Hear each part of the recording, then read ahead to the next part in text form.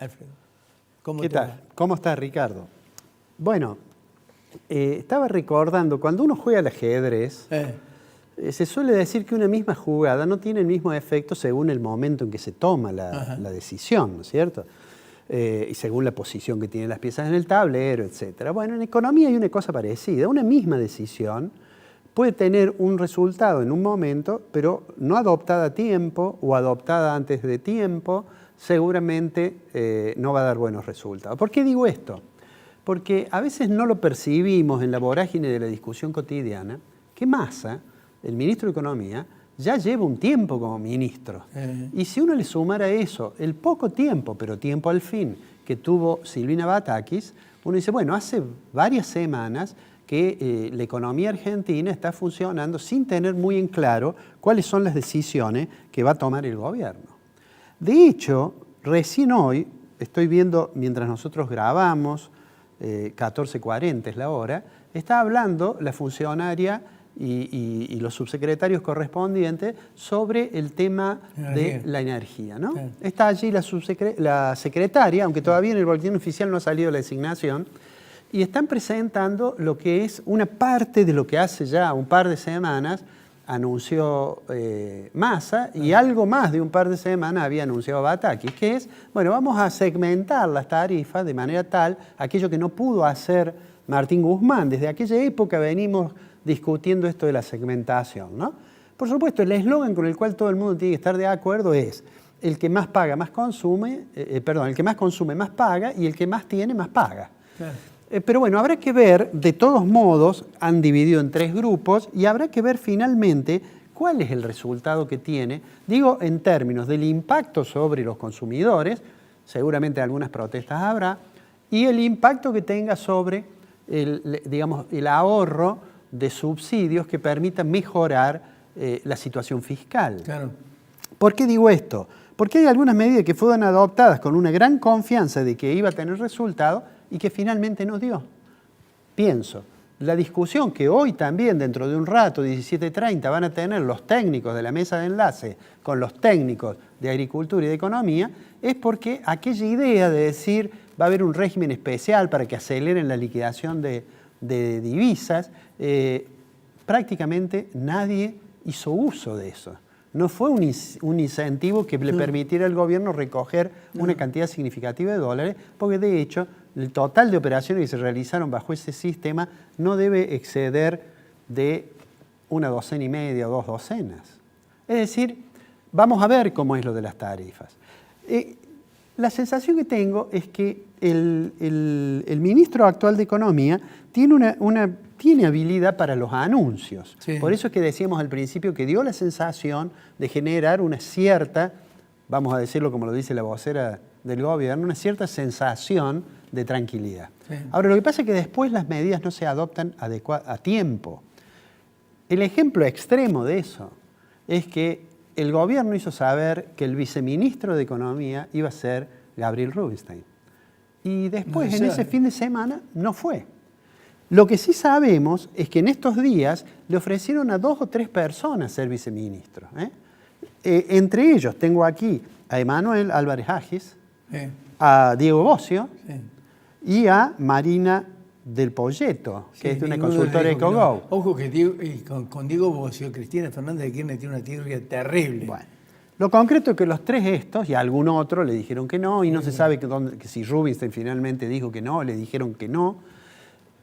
Y digo, mucho anuncio, pocas decisiones. Es decir, el equipo económico requiere de la presencia de ese viceministro. Entre otras cosas, porque las relaciones con el organismo de crédito internacional iban a estar en manos del viceministro.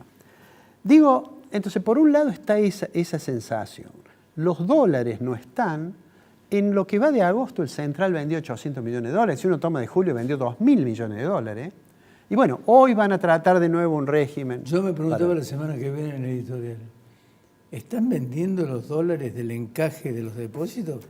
Bueno, eso es una cosa difícil de precisar, claro, porque en realidad en las reservas hay dólares, hay oro, hay algunos papelitos, una letra que le da el Central al Tesoro cuando le pide un adelanto para pagar algo. Sí. ¿No? Bueno, entonces es difícil. Lo que sí está claro que no hay disponibilidad de reservas para liberar las importaciones. Y lo que además ocurre es que como se aceleran las importaciones, el gobierno ha dicho, bueno, hubo un festival de importaciones. Y es cierto que se importó mucho y que a pesar de que las exportaciones fueron altas, no se puede acumular reserva, pero la pregunta que tienen que hacerse es ¿por qué ocurre eso?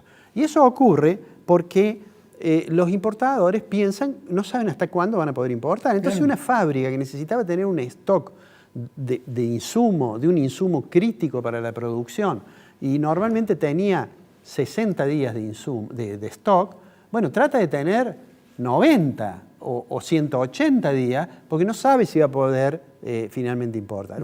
Danica. Por ejemplo, un productor o un exportador de oleaginosa, en realidad tiene que pensar hasta cuándo puede, digamos, retener la soja, porque, bueno, primero porque con eso va a hacer frente seguramente a otras erogaciones cuando llegue el periodo de siembra, pero además porque, digamos, el dólar que va a recibir es un dólar de 90 pesos. Entonces es bastante poco probable que, por eso es que no funcionó tampoco el incentivo que le dieron, ¿no? Entonces el gobierno está tratando de evitar una devaluación que tenga un impacto muy fuerte, porque lo tendría, sobre otro indicador, en el cual es aquella guerra perdida por el presidente. Cuando le declaró la guerra a la inflación, esa es una guerra que perdió. No solamente tenemos el mes de julio con la tasa que se dio a conocer el jueves pasado de crecimiento del índice de precio del consumidor a nivel nacional, sino que vamos a tener seguramente en agosto una tasa alta que va a estar entre el 6 y 7%. Yeah. Eso nos hace caminar, yo creo sinceramente, si no hay un cambio, a 3 dígitos de inflación. 3 dígitos de inflación, sí. Y entonces todo eso además realimenta la visión de que quizás en algún momento habrá una devaluación. Con inflación, digo, la batalla está perdida. El gobierno ahora, Massa, esta suerte de primer ministro que hay, lo designó a Tombolini, ¿no? Que es un economista, que tomó cierta percepción, dijo Tombolini. Claro, en realidad Tombolini dijo una cosa que es cierta, pero la dijo tan mal que, bueno, le han contestado todos, hasta gente que está en el gobierno. Él dijo esto de la percepción de la inflación como más alta, y eso porque es cierto que cuando hay tasas de inflación alta y una persona va al supermercado y va a comprar aceite, que lo compra siempre, y ese mes el aceite subió el 10%, cuando ve que la inflación fue 7,4, dice, no, fue más, fue 10%. Ahora eso no tiene nada que ver con el 7,4, esa percepción. El 7,4 existe, es el promedio que el INDEC, con una buena metodología, calcula. Tombolini me parece que está un poco desbordado y habla de que se van a seguir algunos acuerdos, pero hasta ahora no ha hecho mucho. Tombolini adquirió cierta notoriedad, seguramente vos recordás, cuando siendo candidato mostró la heladera vacía de su departamento, ¿no? Claro. Pero digo, es economista, muchas veces ha formulado análisis interesantes, pero se ve que en este cargo tan complejo que es la Secretaría de Comercio, porque el Secretario de Comercio no es el responsable de la inflación.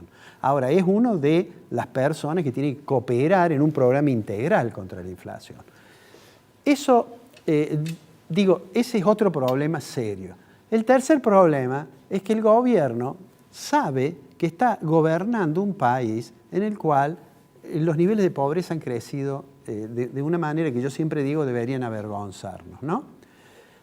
Seguramente en esta semana o en la próxima vos vas a hablar con una persona que estuvo con nosotros, que es Claudio Lozano, que finalmente fue desalojado de su cargo en el Banco Nación. Banco Nación. Y que ayer yo diría en una especie de, creo en algún sentido autocrítico, porque ha sido funcionario del gobierno un par de años, dijo, bueno, este país, el 60% de la gente no llega a fin de mes, lo cual denota un fracaso notable de la política económica.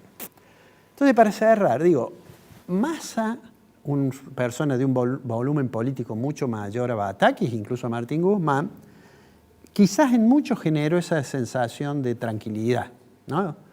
Yo dije en aquel momento que me parecía que había que ver qué hacía. Bueno, hasta ahora ha hecho anuncios, pero me parece que si miráramos en un reloj de arena, ya los granos que van quedando para caer son pocos. Y si no se adoptan medidas que sean efectivas en el corto plazo, y la apuesta que hizo a Massa le puede resultar perdiéndola.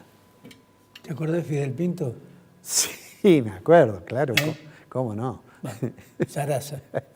Ese fue Martín Guzmán. Sí, ese fue Martín Guzmán. Sí. Pero es cierto lo que decís, es cierto.